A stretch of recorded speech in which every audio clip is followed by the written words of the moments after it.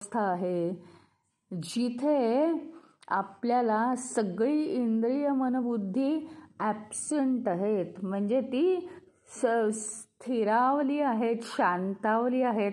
तिथे ते सगळं लय पावायला हवा होता की नाही जीवनाचा खेळ.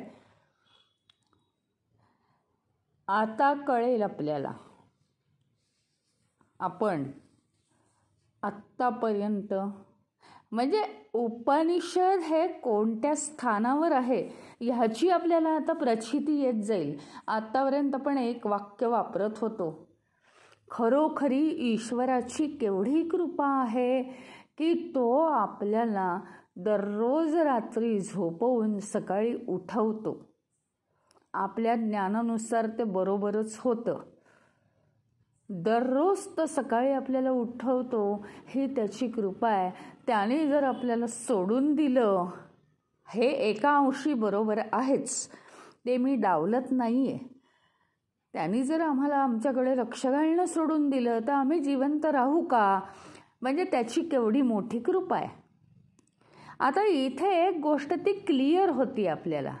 काय ते म्हणतात की यस्मिन लयम, ज्या अवस्थेमध्ये लय पावायला हवा होता हा खेळ, जिथे सगळे थांबले होते, मनबुद्धी चित्त अहंकार इंद्रिय देह सगळे थांबून गेले होते, त्या तुमच्या 4-6 तासाच्या सुषुप्ती झोपेत सगळे थांबले होते बिचारे. तिथे असं नाही झालं पण की ती अवस्था संपली, म्हणजे तीच अवस्था राहिली कायम. पुन्हा काय झालं? काही काळानंतर पुन्हा तो जीव जो आहे तो जागृती स्वप्नावस्था भोगू लागलेला आहे. पुन्हा तो क्रीडा करायला लागला आहे काही काळानंतर. त्याचं कारण एकच, जन्मजन्मांतरीच्या कर्मयोगामुळे कर्माचा संयोग झालेला आहे आणि ती कर्म करण्यासाठी आपसुकच तो देह पुन्हा पुन्हा उठून कामाला लागतो. आणि म्हणून जरी सुषुप्ती अवस्थेमध्ये सगळं लय पावत असलं तरी ती अवस्था आपली टिकत नाही. सगळं जसं चैतन्य करतंय असं वाटतं, शब्दांमध्ये असं सांगता येत नाही हे प्रत्यक्षात. जसं तो टीव्ही काही करतो का? फक्त बेसला स्क्रीन पाहिजे की नाही टीव्हीचं, तो टीव्ही नाही काही करत. आपण काही करतो का? फक्तच बटन दाबतोय तरी सुद्धा त्याच्यावर सगळी चित्र येत आहेत. त्याप्रमाणे अधिष्ठान बेसला आधाराला चैतन्य आहे आणि म्हणून हे सगळं दिसतंय. आणि म्हणून चैतन्यामुळे अरे टी व्ही आहे म्हणून टी व्हीच्या स्क्रीनमुळे आम्हाला दिसतं असं तर आपण म्हणत नाही ना सारखं. ते आहेच. त्याप्रमाणे चैतन्य हा सगळ्याचा आधार, सगळ्याचा अधिष्ठान आहे आणि त्याच्यावर हे सगळं क्रीडा करतंय आणि ते प्रकाशात येतं, मग ते आपल्याला दिसतं. एवढंच महत्त्वाचं की सुषुप्ती अवस्थेनंतर सुद्धा आपण पुन्हा पुन्हा आपल्या जागृत आणि स्वप्नावस्थेत ओढले जातो. म्हणजे जागृत अवस्थेचाच परिणाम स्वप्नावस्था आहे. स्वप्नावस्था ही अशी स्वतंत्र नाही आहे. जागृत अवस्था आणि जन्मजन्मांतरीचे विचार याच्यावरच तर मुळी स्वप्नावस्था अवलंबून आहे.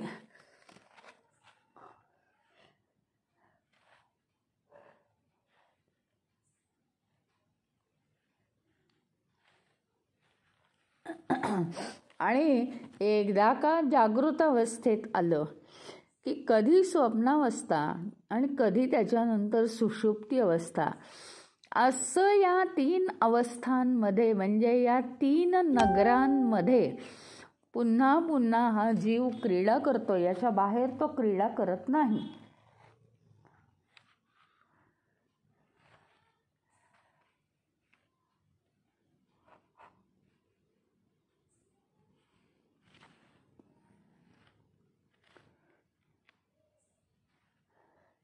आणि काय होतं, सुषुप्ती अवस्था ही सुद्धा एक अवस्था आहे. परत त्या दिवशी आपण बघितलं की आनंदमयी कोश ही सुद्धा एक अवस्था आहे. तो म्हणजे परमानंद नाहीच आहे. आणि थोडंसं कॉन्ट्राडिक्शन आहे, म्हणजे अतिशय विरोधाभास आहे की आनंदमयी अवस्था ह्याचा अर्थ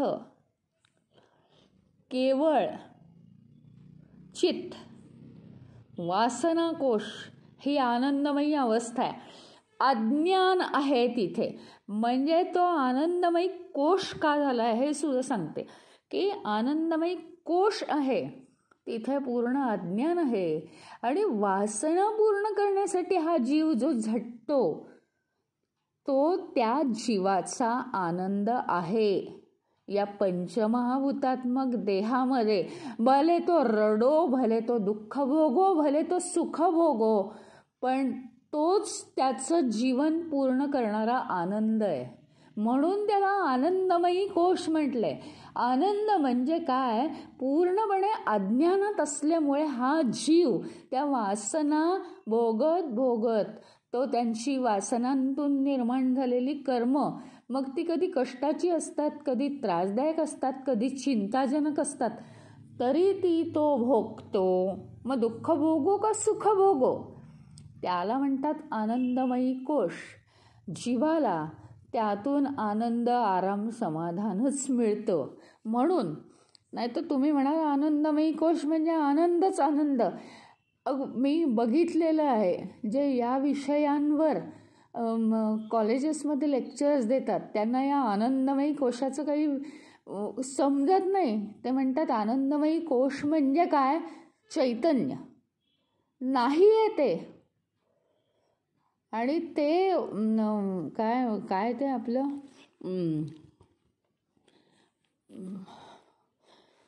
शंकराचार्यांचं ते पुस्तक विवेकचूडामणी इतक्या हायर लेवलचं पुस्तक सांगत असताना ते असं म्हणतात. मी त्या दिवशी 2दा विचारलं त्या मॅडमला आनंदमयी कोश म्हणजे काय, मला कळलं नाही. त्यांनी तेच सांगितलं चैतन्य. चैतन्य नाही आहे, मग तो कोश होईल का. थोडेसे कन्सेप्ट आत्ता आपण क्लिअर करून घेतले ना स्वतःसाठी, तर आपल्याला नंतर त्रास होणार नाही. की आनंदमयी कोश आहे तो कोश. कोश याचा अर्थ त्या कोश म्हणजे आवरण आपल्याला पडलेलं आहे त्याचं. आणि त्याच्यामुळे आनंदमयी कोश हा चित्तातल्या वासनांना, तुम्हाला माहिती आहे पहिला अन्नमयी आहे, नंतर मनोमयी, विज्ञानमयी म्हणजे बुद्धी, आणि मग आनंदमयी कोश आहे. तो आनंदमयी कोश म्हणजेच चित्त. देहाचे जे हे 5 भाग आहेत, देह, प्राण, मनबुद्धी, चित्त, हे ते 5 कोश आहेत. कोश म्हणजे त्याच्यात आपण अडकलोय, गुरफटलोय. कोश अळीभोवती जो कोश तयार होतो, त्या कोशातून किडा बाहेर पडतो नंतर. तर या वासनांचं जे जाळं आहे त्याच्यात जीव, त्यातनं कर्म निर्माण झालेली असतात, ती करून तो आनंद उपभोगायला बघतो. आणि या कर्मांच्या प्रकरणामुळेच, कर्मयोगामुळे, कर्मयोग म्हणजे त्या वासना असतात त्या वेळेस त्या जीवाची ती कर्म उभरून आणतात, म्हणजे निर्माण करतात त्या काळी. आणि ती कर्म आपल्या आजूबाजूला निर्माण झाली रे झाली. उदाहरणार्थ बघा तुम्ही, आता काय होतं की वय वाढत जातात आणि आता ना आराम करावासा वाटतो की तेवढ्यात काय होतं, मुलाला मुलगा होतो. आणि मग काय होतं माहिती का, हे आजी आजोबा त्या नातवामध्ये खूप अडकतात म्हणा, गुरफटतात म्हणा, त्याच्या प्रेमात पडतात म्हणा आणि त्याचं संगोपन करायला लागतात.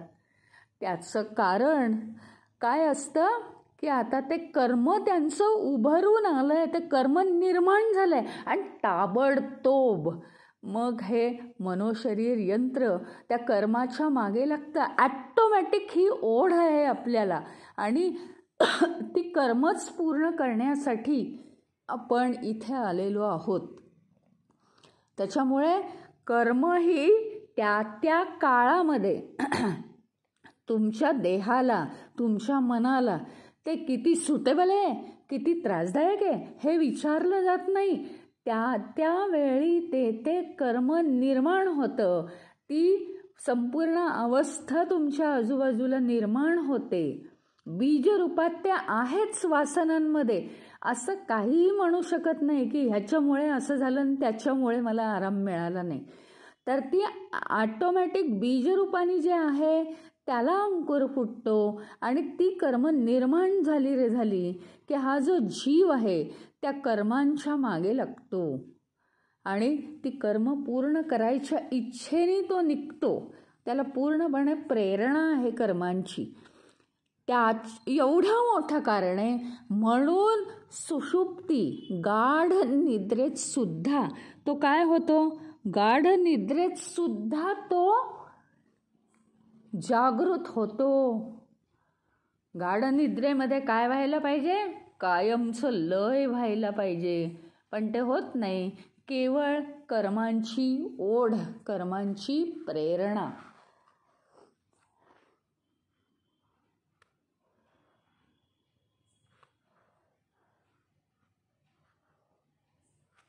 आणि बघा तुम्ही जर रात्री झोपताना अरे उद्या सकाळी हे असं होणार आहे, तसं करायचं आहे, लवकर उठायचं आहे, मग काय होतं माहिती का, झोप जास्त येत नाही आपल्याला.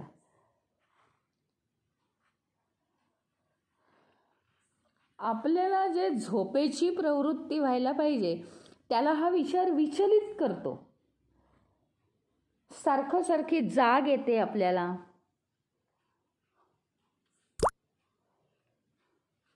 म्हणजे काय होतं हे साधं उदाहरण दिलं की आपण सुषुप्ती अवस्थेतून पुन्हा कसे काय जागृत होतो याच्यासाठी एक साधं उदाहरण दिलंय. की उदाहरणार्थ असं समजा की रात्री झोपताना आपण म्हटलं अरे उद्या तर आपल्याला ट्रिपला जायचं आहे, असं चांगलं उदाहरण घेऊ आपण, असं करायचं आहे तसं करायचं आहे, किंवा एखादं जबाबदारीचं काम आहे, उद्या अमक्या ऑफिसात जायचं आहे, 7ची ट्रेन आहे म्हणजे खूप लवकर उठावं लागेल, आवरलं पाहिजे सगळं, यायला खूप उशीर होणार आहे, डबा घेऊन जाऊ, हे असं सगळं आपल्या मनात आलं रे आलं की झोपतो आपण लवकर, पण 2लाच जागील, 4लाच जागील, 3लाच जागील. म्हणजे काय आहे की आपल्या मनाच्या ज्या प्रवृत्ती आहेत त्या प्रवृत्ती आपल्याला सारखं जागं करतात आणि आपल्या मनाला त्या विचलित करतात. आहे त्या गोष्टीपासनं सारखं विचलित म्हणजे दूर करतात, त्या झोपेपासनं त्या दूर करतात. अगदी याच पद्धतीने आपल्या मनामध्ये जे जे विचार साठलेले असतात तेच विचार आपल्याला ते अदृश्य रूपात असतात वासनांमध्ये, त्याच्यामुळे ते कळत नाही. आणि हे जे विचार आहेत की उद्या सकाळी उठून मला असं करायचं आहे, हे थोडेसे प्रदर्शित झालेले विचार आहेत, पण जे अदृश्य रूपात आहेत ते आपल्याला सुषुप्तीतून सुद्धा ओढून बाहेर काढतात आणि आपण उठतो आणि कामाला लागतो परत.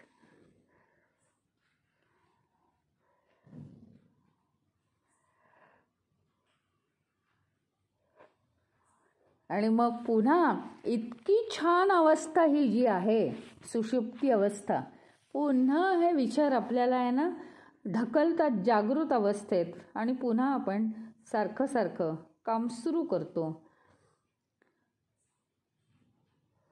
आणि मग आपण पुन्हा म्हणजे ज्यावेळी आपण सुषुप्ती अवस्थेत चैतन्याचा अनुभव चैतन्यच घेत असतं, आपण नसतोच तिथे, म्हणजे केवळ चैतन्यच असतं. तर पुन्हा हा जीव जागृत अवस्थेत जगाचा अनुभव घ्यायला लागतो.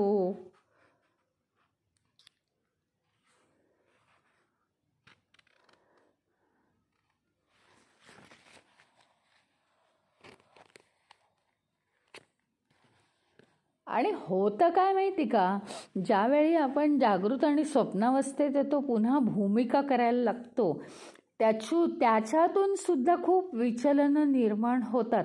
म्हणजे ही सगळी गुंतागुंतच आहे शेवटी. त्याहीमुळे आपण पुन्हा पुन्हा सुषुप्तीतून बाहेर पडतो.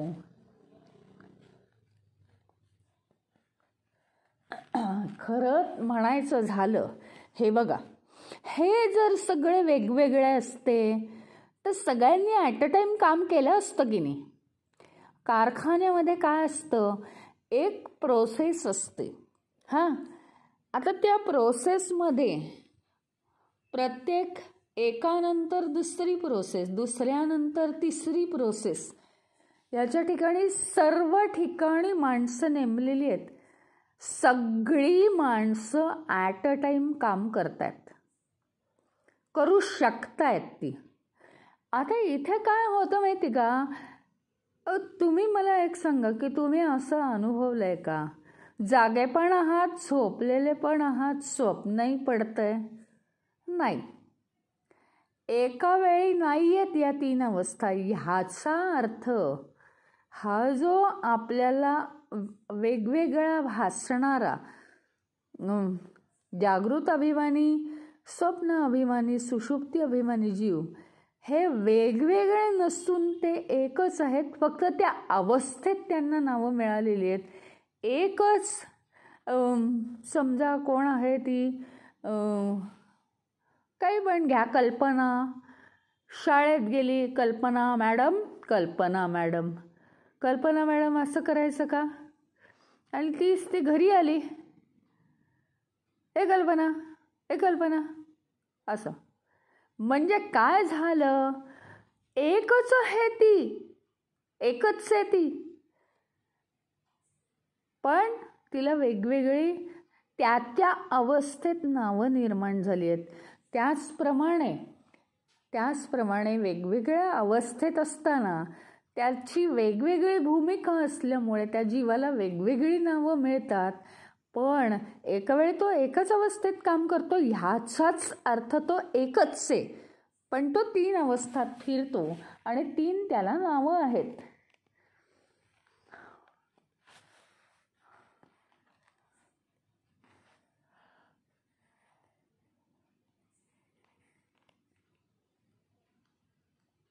आधी काय होतं, स्वप्नावस्थेला कारण काय आहे, कारण काय असू शकतं. म्हणजे हे बघा, स्वप्नावस्था ही इलॉजिकल आहे बरं का. म्हणजे काहीतरी वेगळ्या पद्धतीने तिथं चित्र उमटतात. लॉजिक काही नाही आहे. असं झालं म्हणून तसं झालं असं नाही सांगता येत त्याच्यात. परंतु सहसा होतं काय माहिती का, आपण म्हणतो बघा तुम्ही झोपताना हे स्तोत्र म्हणून झोपा, म्हणजे तुम्हाला किती शांती लागेल बघा. म्हणजे काय, झोपताना मेमरीत काही गोष्टी गेल्या आणि तिथे ती मेमरी बंद झाली, मन बंद झालं, शरीर आरामदायी झालं की ॲटोमॅटिक त्याच्यामध्ये ते स्थिरावायला जागा असते, दुसरे विचारच येत नाहीत, मग ते मेमरीत पक्क राहतं. त्याप्रमाणे आपण जर झोपताना, म्हणजे जागृत अवस्थेमध्ये पण झोप लागत असताना काही विचार केले तर ती अवस्था आपल्याला, ते विचार स्वप्नावस्थेला कारणीभूत ठरू शकतात. म्हणून जाणून बुजून झोपत असताना ईश्वराचं स्मरण करत करत झोपावं. अंथरुणावर पडल्यावर कितीही म्हणजे आपण झोपेत असलो ना तरी पूर्णपणे आपण ईश्वराचं स्मरण करत करत झोपावं.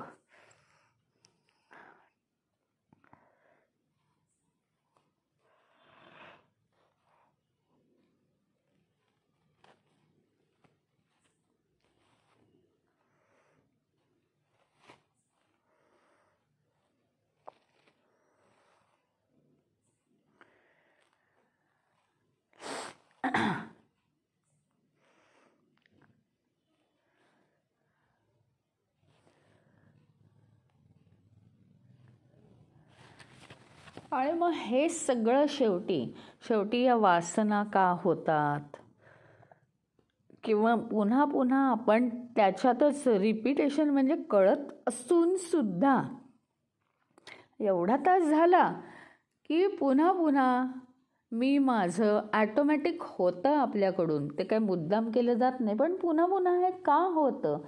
तर याला 2 कारणं आहेत. सत्यतत्वाचं आम्हाला अज्ञान आहे. अज्ञान आहे म्हणजे काय? अहो, ते सत्यतत्व कसं आहे, कशाशी खातात, काही माहितीच नाही आहे आम्हाला. कधीच आम्ही ते अनुभवू शकत नाही, कारण त्याचं जर वर्णनच करता येत नाही. एखाद्या ठिकाणी जायचं आहे, आजूबाजूच्या खुणा सांगितल्या, बास आम्ही जातो ना. अहो, एक नुसतं जंगल आहे, त्या जंगलात काहीच खुणा नाही आहेत, सगळी झाडं एकसारखी. कसं सांगणार? जात राहा पुढे आणि तुला सापडेल असं. अरे ते कशाच्या जवळ आहे, काय आहे, कुठे स्थान आहे ते, आणि तेही जिथं जायचं आहे स्थान, ते स्थानही झाडच आहे म्हणे. झाडावर काही विशेष नाव नाही, खास काही नाही, आणि तिथे काही कोणी जमलेलं दिसणार नाही आहे. फक्त तिथे गेलं की तो अनुभव लागणार आहे. म्हणजे कधी आयुष्यात हे झाड सापडेल का हो? सगळीकडे एकसारखी झाडं आहेत. तर काय तुम्ही पिंपळाचं म्हटलं तर सगळीकडे पिंपळाची झाडं आहेत. रस्ता हा प्रकारच नाही आहे जंगलात. आमचं सत्यतत्वाच्या बाबतीत असं झालेलं आहे. इथे काय आहे, अनेक गोष्टी आहेत आमच्याकडे वर्णन करायला, ह्यातली एकही गोष्ट तिथे वर्णनात्मक बसतच नाही. किती मोठी मोठी उदाहरणं देऊन थकलेत लोक, ऋषीमुनी. सूर्याचं उदाहरण द्या, पाण्याचं द्या, का चंद्राचं द्या. कायमचे जे आहेत, आपल्याला असं वाटतंय की सूर्यचंद्र कायमचे आहेत, तर त्यांची उदाहरणं देऊन सुद्धा ते थकले. नाही, ते कमीच पडतायत उदाहरणं ही. ह्याच्याही पलीकडे आहे ते. असं जे आत्मतत्व आहे, ते आत्मतत्व जाणून घ्यायला आम्ही कमीच पडणार आहोत. त्यात काही विशेष नाही, कारण त्याची काही खुणा नाही आहेत आमच्याकडे. म्हणून एकतर त्या आत्मतत्वाचं अज्ञान असलं तर असलं, ठीक आहे बाबा, मला माहिती नाही आहे रे, ती मिठाई कशी आहे मला माहिती नाही, मी कधी खाल्ली नाही ना आयुष्यात, असू दे ना. पण वरती मूर्खपणाने मिठाई दुधासारखी आहे का, मिठाई साखरेसारखी आहे का, असं विचारणं म्हणजे विपरीत ज्ञान. अज्ञान असणं म्हणजे एखादी गोष्ट माहिती नाही, हो बाबा माहिती नाही मला, मग त्या कोऱ्या पाटीवर संस्कार करता येतो. पण जर ह्याच्यासारखं आहे का, त्याच्यासारखं आहे का, दुसऱ्या काही गोष्टी पाहिल्यात, तर मनामध्ये गोंधळ असतो. याला म्हणतात विपरीत ज्ञान. म्हणजे अंधारामुळे, डोक्यात गोंधळ झाल्यामुळे एक दोरी पडलेली आहे त्याच्या जागी, ती दोरी नाही असं वाटू शकतं, तर काहीच प्रॉब्लेम नाही.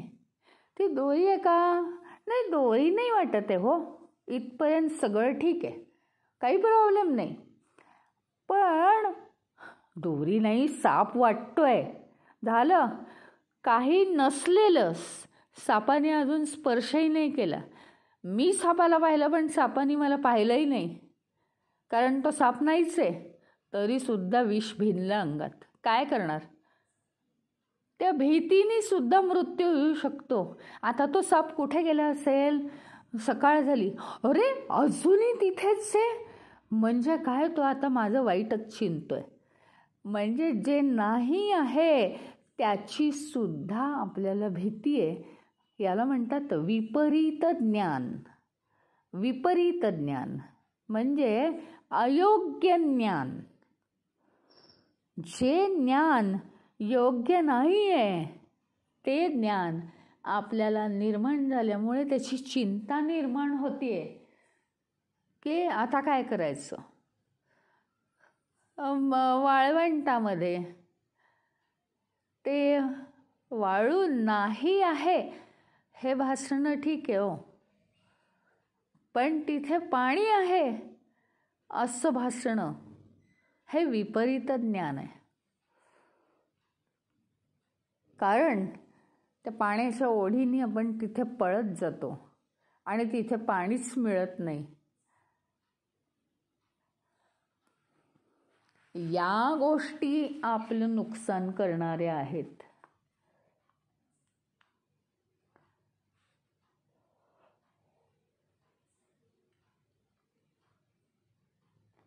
त्यामुळे काय आहे, अज्ञान आणि विपरीत ज्ञान, अज्ञान होणं आणि विपरीत ज्ञान होणं या दोन्ही गोष्टी स्वप्न आहेत. स्वप्न.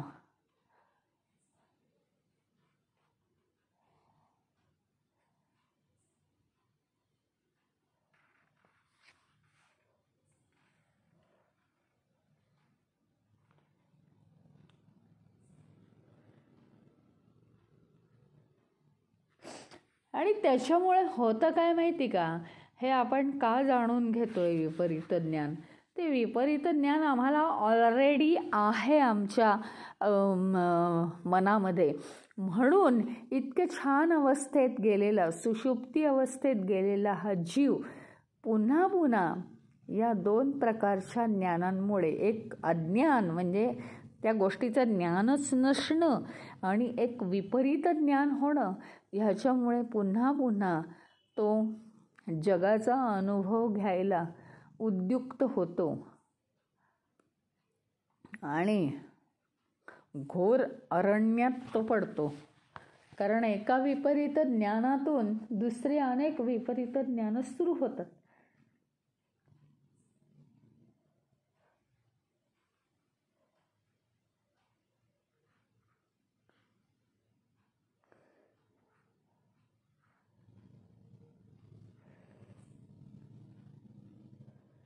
आता काय झालं, काय होतं, काय अवस्था आपल्याला येते हे आपण इथपर्यंत शिकलो.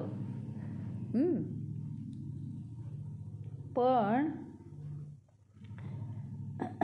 आपल्याला नेमकं काय करायचं आहे, संशोधन करण्यासाठी काय काय अडचणी आहेत, काय काय गोष्टी आहेत, अज्ञानाच्या गोष्टी काय आहेत आणि नेमकं ते कार्य कसं करतं हे चैतन्य, हे सगळं समजावून घेणं आवश्यक होतं आणि ते आपण समजावून घेतलं.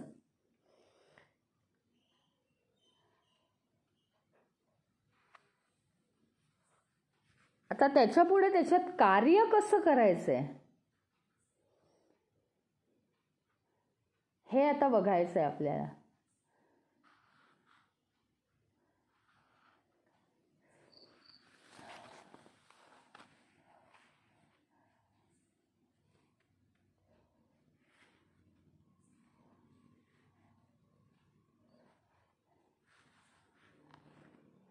एक तर काय आहे बघा, या तीन अवस्थांच्या तीन नगरीत फिरणारं हे आत्मतत्व आहे.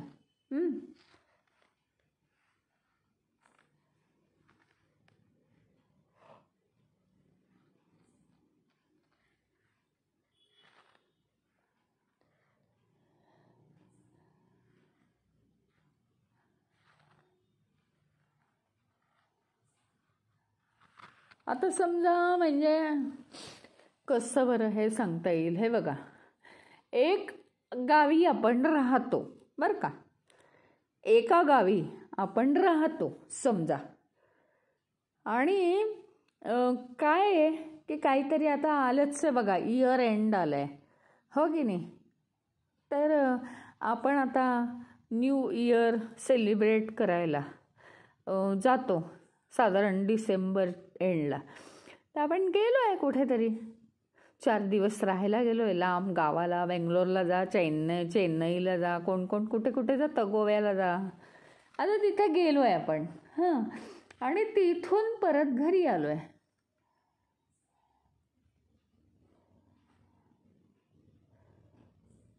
मग काय होतं, तिथे तुम्हाला आपल्याला काय काय होतं, वेगवेगळे अनुभव येतात वेगवेगळ्या गावामध्ये किंवा प्रवासामध्ये इकडून तिकडे जाताना. कोणाशी आपली खूपच दोस्ती होते, कोणी आपल्यावर फारच प्रेम करतं, कोणी आपल्याला अडीअडचणीत मदत करतं, आपण त्यांना करतो, असे स्नेहाचे संबंध. तर कुठे कुठल्या गावात गेल्यावर एखाद्याला लीडरशिपचे गुणधर्म असतात. मग तो काय करतो की सगळ्या आपल्या ग्रुपच्या लोकांना काही काही शिकवतो, गाणी शिकवतो, विनोद करतो, त्यांचं मनोरंजन करतो, किंवा एखाद्या गावात जाऊन एखादा समाजसेवा करतो, तिथल्या गावातल्या लोकांना तो आनंद देतो. असं सगळं वेगवेगळ्या ठिकाणी समजा आपण वेगवेगळं करतो.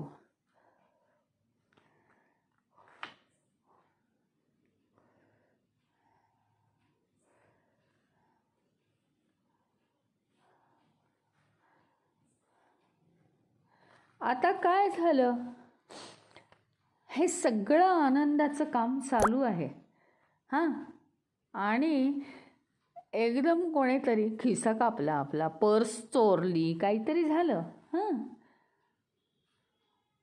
आणि मग काय होतं, एकदम दुःख येतं आपल्याला वाट्याला, काळजी वाटायला लागते, आता कसं होणार.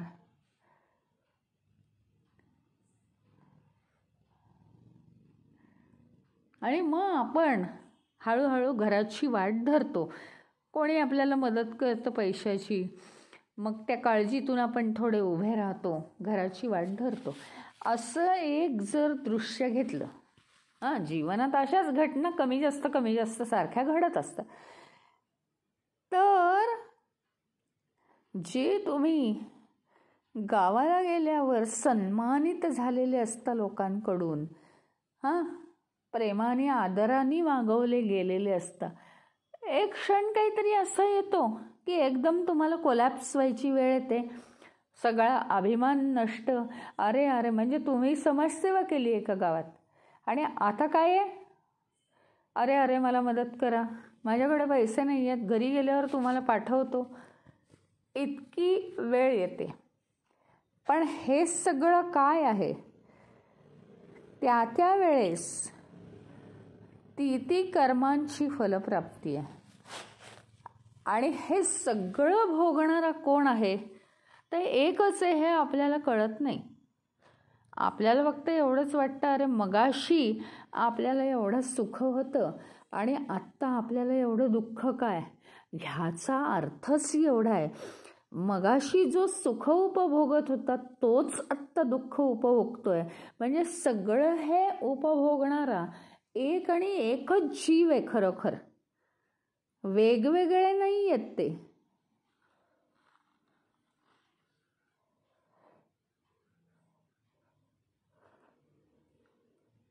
त्याच्याप्रमाणे जर आपण असं विचार केला की स्थूल सूक्ष्म आणि कारण देहातून हे जे 3 अभिमानी जीव आहेत, हे फक्त भूमिका करतात, पण ते सगळे एकच आहेत.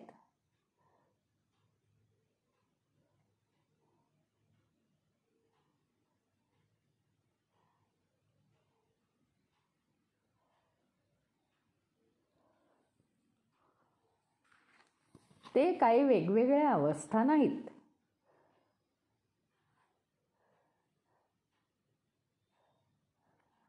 फक्त एवढंच आहे की सुषुप्ती अवस्थेत जागृत विरहित आणि स्वप्न विरहित असा तो जीव कार्यरत असतो.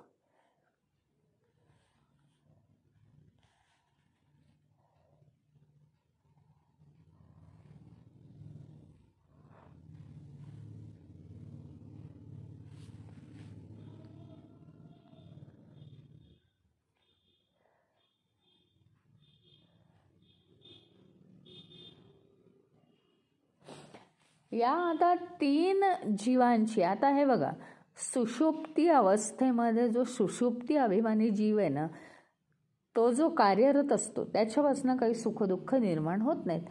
परंतु सूक्ष्म अभिमानी जीवाला आणि स्वप्न अभिमानी जीवाला जी सुखदुःख उत्पन्न होतात, त्या सुखदुःखांपासनं अलिप्त राहण्याचं तंत्र जर तो शिकला की मला ती होऊ शकत नाहीत, कारण मी चैतन्य आहे आणि या भ्रमात मी सापडणार नाही, असं जर त्यांनी ठरवलं तर ती जाऊ शकतात ते भोग. कारण ते भोग लागणार कोणाला शेवटी? भोग घेणाऱ्यांनी भोग घेतलेच नाहीत त्याचे, ते येतील आणि जातील.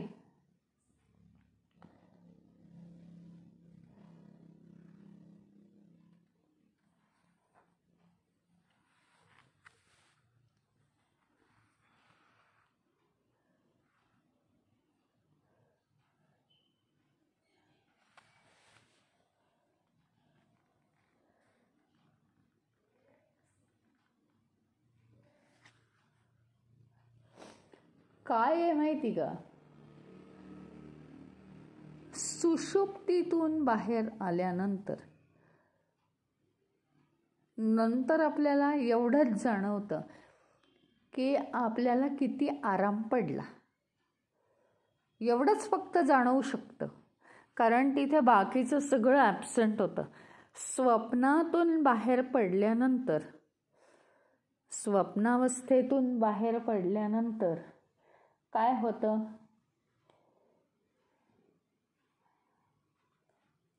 ज्याप्रमाणे जागृत अवस्थेतले सगळे निर्जीव सजीव हे आपल्याला वेगवेगळे दिसू शकतात. स्वप्नावस्थेतून बाहेर आल्यानंतर स्वप्न निर्जीव वाटायला लागतं आणि आपण या विश्वातले जागृतपणीचे अनुभव घ्यायला लागतो.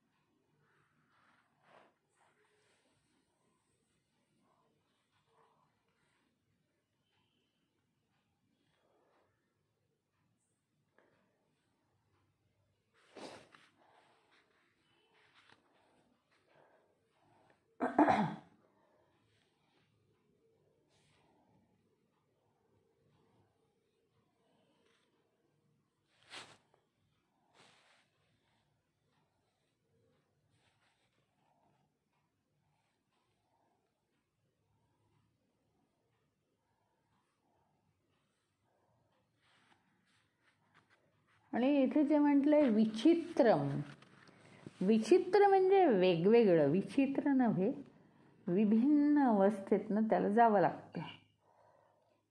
ते महत्वाचं आहे.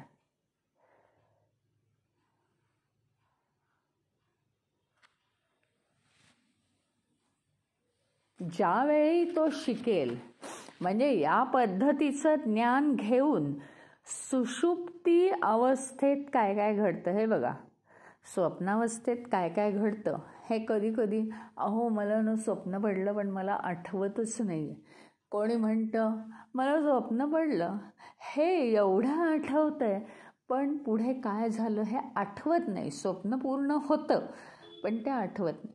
मग कोणी म्हणतं मला अर्धवट स्वप्न कसं काय पडलं, पुढे तर स्वप्नाचं काय झालं कळलंच नाही, इथेच स्वप्न संपलं माझं, कारण काय जाग आली. आता हे जे आहे हे काय होतं आपल्याला जागृत अवस्थेत आठवतं. सुषुप्ती अवस्थेतनं जागृत अवस्थेत आल्यावर आपल्याकडे काही नसतंच मुळी. त्याचं कारण आपलं देह मन हे सगळं झोपलेलं असल्यामुळे ते काहीही त्याच्याबद्दल हे करू शकत नाही. फक्त शरीराला आणि रिकाम्या मनाला त्रास राहत नाही म्हणून ते म्हणतं काय छान झोप लागली. बाकी काहीच नाही, बाकी काहीच आठवत नाही आपल्याला. पण हे जे आठवणं आहे ना, हेच थोडंसं डेंजरस आहे. जागृत अवस्थेत स्वप्नावस्थातलं काहीतरी आठवतं आणि नाही आठवलं की आपण अगदी कळवळून जातो. मला ते आठवत नाही, स्वप्न किती छान होतं. हे काय आहे, कसली अवस्था आहे माहिती आहे का? जागृत अवस्थेत काहीतरी होतं. आता एक खास उदाहरण द्यायचं झालं तर जीवनात असं काहीतरी घडतं, मग ते नातं कोणतंही असू दे, वेगवेगळी नाती असतात, पण तिथे व्यवहार काहीतरी चुकीचा झाला, आता मी 7 जन्म विसरणार नाही हे असं आपण म्हणतो. 7 जन्म आणि खूप मनाला लागलेली गोष्ट असते. आता काय होतं माहिती आहे का तुम्हाला? आता आपण काय बोललो, जागृत अवस्थेतलं आठवण्यासारखं काहीच नसतं. स्वप्नावस्थेतलं कधी जास्त आठवतं, कधी अर्धवट आठवतं, कधी काय होतं, कधी काय होतं, पण स्वप्नावस्थेतलं मात्र जागृत अवस्थेत आठवतं. आता काय होतं माहिती का, जागृत अवस्था या जन्माची आणि जन्मजन्मांतरीची जागृत अवस्था, ह्यात आपण जे ठरवलेलं आहे की मी आता तुला 7 जन्म सोडणार नाही, अशा प्रकारचे अनेक विषय माझ्या मनाला मात्र हे लागून राहिलं. मला काही झालं तरी काही शिक्षण घेताच नाही आलं, असं कसं झालं वगैरे, काही काही काही काही काही काही एक एक असं मनात रुतलेलं असतं. त्याला लोक काय म्हणतात, हो मी माझ्या मताशी प्रामाणिक आहे आणि माझ्या इतका त्रास कोणी भोगला नाही, म्हणून जावे त्याच्या वंशात तेव्हा कळे, मग ते मला तसं होणारच. पण हे कशाला कारणीभूत ठरतं माहिती आहे का? पुढच्या जन्मांमध्ये ते तुमच्याच चित्तामध्ये अदृश्य रूपात असतं आणि ते तुम्हालाच पूर्ण करायला परत जन्माला यावं लागतं. स्वप्नावस्थेतलं सगळ्या गोष्टी जागृत अवस्थेत आठवतात आणि जागृत अवस्थेतल्या सगळ्या गोष्टी जन्मजन्मांतरीच्या परंपरेमध्ये नेऊन सोडतात त्या विचारांना, आणि ते सगळे विचार एक चित्त या नावाने तुमच्याबरोबर ते चित्त नावाचं पार्सल पाठवून दिलेलं असतं. फेमिकॉलनी चिकटवून टाकतात तुम्हाला आणि कुठेही गेलं तरी ते येतं. म्हणून कोणत्याही गोष्टीचे रुतलेले विचार कधीही करायचे नसतात, याला अध्यात्म म्हणतात. असं झालं का, ठीक आहे चालेल, अच्छा ही चूक झाली आहे का माझी, बरं पुढच्या वेळी सुधरू, ठीक आहे, खूप छान झालं आहे का, अरे वा चांगलं यश आलं आपल्याला, ठीक आहे, ठीक आहे वर गाडी आली पाहिजे, म्हणजे ज्याच्यामध्ये आपण सखोलतेने कधीच बुडणार नाही.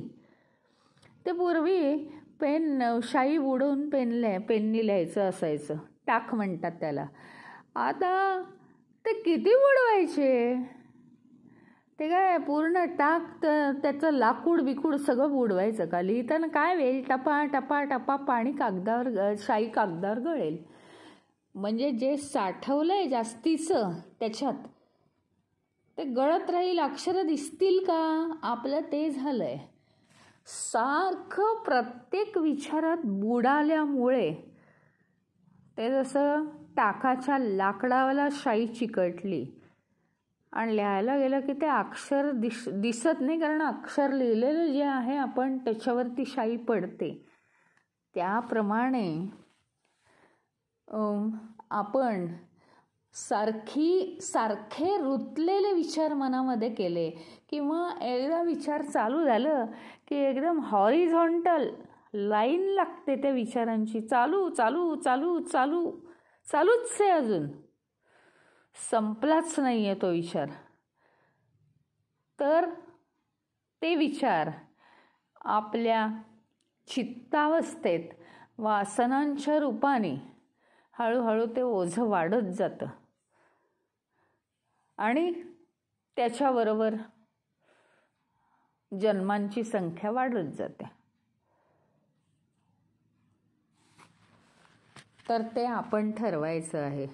त्यामुळे या जन्मामध्ये कितीही सुंदर अक्षरं त्या टाकाने लिहिली तरी ज्या विचारांमध्ये आपण बुडलेलो आहे त्या विचाररूपी शाई त्या कागदावर टपकत राहते आणि अक्षरं दिसण्याऐवजी शाईचे धब्बे पडतात सगळीकडे कागदाला.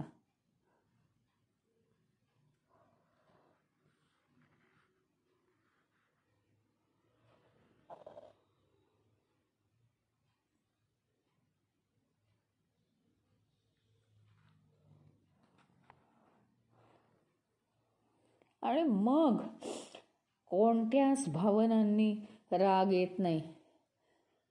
म्हणजे उपाय सुचतो त्याच्यावर काय करायचं. कोणत्याच भावनांनी चीड येत नाही, कोणत्याच भावनांनी चिंता वाटत नाही. अशा रीतीने आपण स्थिर होतो त्याच्यामध्ये.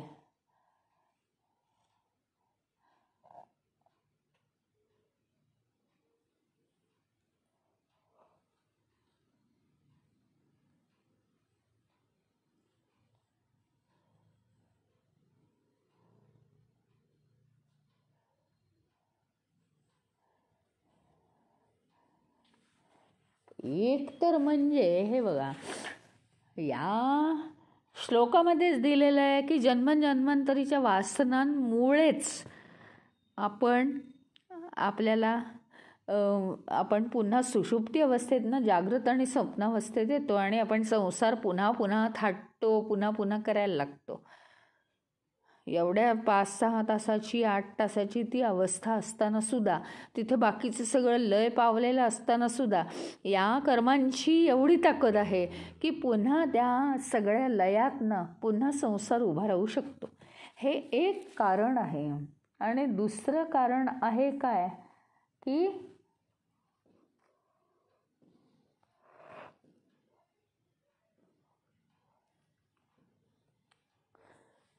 ज्ञानेंद्रिय जी आपली आहेत ती ज्ञानेंद्रियांचा संयोग बाह्य जगाशी येतो. हे एक आणखीन नवीन कारण आहे की बाह्य जगाशी त्यांचा संयोग आला की मायाच आहे ती, की मग काहीतरी हे घ्यावंसं वाटतं, ते घ्यावंसं वाटतं, हे करावंसं वाटतं, ते करावंसं वाटतं, असे आपण भरकटतो.